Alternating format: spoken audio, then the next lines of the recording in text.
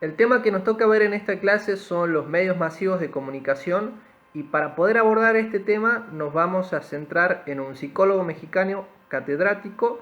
llamado Enrique Ginsberg, que trabaja sobre las implicancias de los medios masivos de comunicación en la formación del sujeto desde una perspectiva psicoanalítica.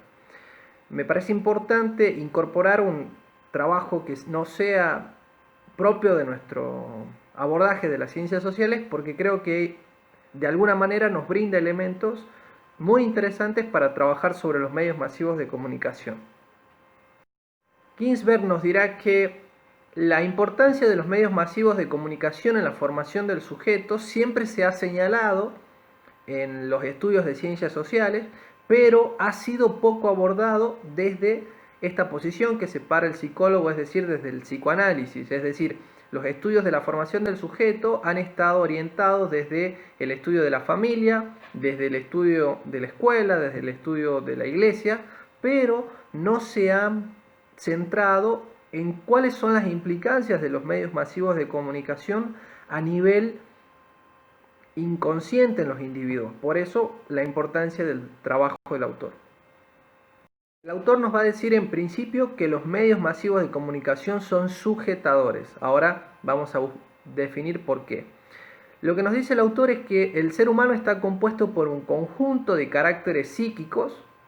es decir, un conjunto de caracteres psíquicos que se forman a través de ¿qué? A través de procesos sociales, históricos, y que le permiten al individuo generar hábitos y conductas. Es decir, a través de un proceso de socialización el individuo logra interiorizar hábitos, conductas y valores que están estipulados como los correctos en una sociedad. Esos hábitos y conductas que un ser humano interioriza a través de la socialización con otros, a través, mejor dicho, de relaciones sociales con otros individuos, terminan generando en su interior, o mejor dicho, en su psiquismo, una serie de características propias. De esa manera es importante entender que el ser humano, a través del estudio del psiquismo, se pueden identificar las conductas y prácticas psíquicas que se dan a través de las relaciones sociales. Ahora, el autor nos va a decir que los niños, en nuestra actualidad, nacen prácticamente con los medios masivos de comunicación y es importante tratar de analizar esta perspectiva porque todavía no somos plenamente conscientes de las implicancias de los medios masivos de comunicación en el desarrollo de los niños y sobre todo en el desarrollo de su inconsciente. Es decir, el niño para el autor nace en un estado puro y se forma su yo y su super yo de acuerdo a una serie de instituciones sociales, que como bien decíamos nosotros anteriormente, estas instituciones sociales pueden ser la escuela, la iglesia, la familia y en este caso, en nuestra actualidad, los medios masivos de comunicación. En este abordaje el autor nos dice que los chicos crecen con figuras identitarias de la televisión, del cine, de la música, del deporte y crecen con estos estereotipos ya no tanto vinculados a los padres, ¿no es cierto?, a los profesores como estas figuras identitarias a las que uno aspiraba a crecer. Por eso es interesante, dice el autor, entender que los medios masivos de comunicación se están instaurando como verdadera institución social dentro de la formación de los sujetos. ¿Qué entendemos entonces por yo o por super yo? Como podemos ver, el yo y el super yo hacen referencia a una teoría del psicoanálisis que sería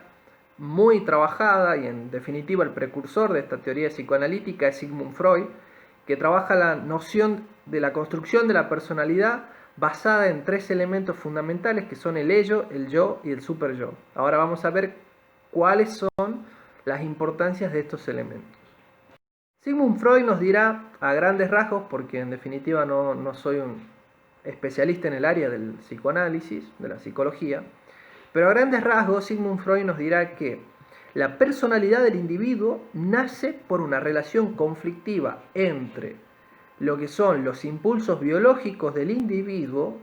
y los límites sociales que el individuo interioriza a través de sus relaciones con otros individuos. Ahora, esta relación conflictiva entre los impulsos y los límites sociales que se le imponen, esos impulsos que son naturales en el individuo, se los entiende desde tres elementos: el ello, el yo y el superyo,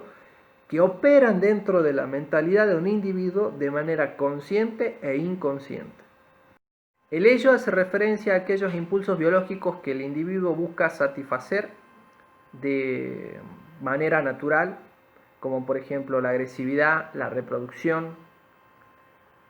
la supervivencia, es decir, son valores primitivos que son naturales a todos los individuos, y como son naturales a todos los individuos,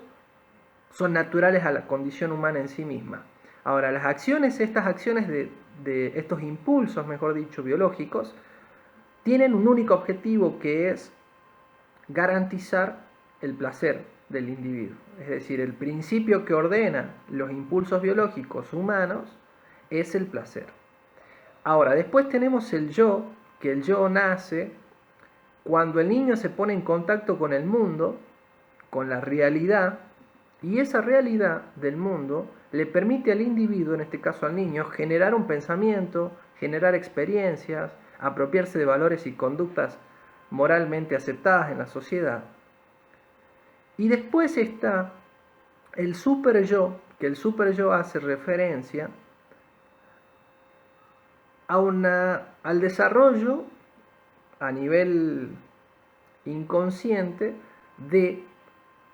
dos principios esenciales: la realidad y lo ideal. Es decir, mientras que en el ello se articula el principio fundamental como el placer, en el yo el principio fundamental es la realidad,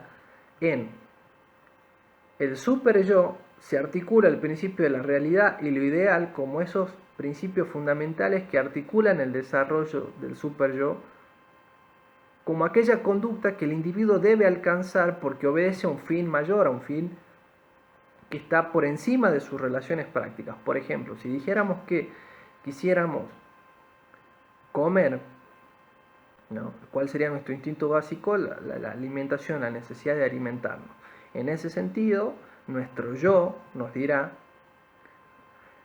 que para poder comer tenemos que pagar un alimento, no podemos ir y robarlo. Entonces, el yo es consciente de la realidad y entiende que lo que está diciendo su impulso biológico está mal, pero a su vez el yo está obedeciendo a un sentido del superyo, porque el superyo dirá: sí, es importante no robar, porque si robás, delinquís, es un delito, y al producirse un delito puedes ir preso, pero además, si no cometes el delito, lo que estás es garantizando una realidad de convivencia armónica. Entonces ya no es solo la realidad de las consecuencias que tiene mi acción, sino también lo positivo de guiarse bajo la racionalidad.